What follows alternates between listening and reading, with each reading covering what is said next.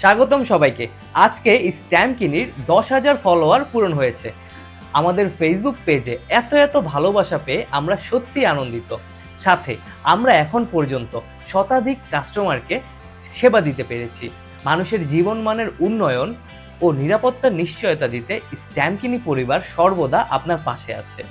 আমাদের পাশে থাকবেন, ভালোবাসবেন।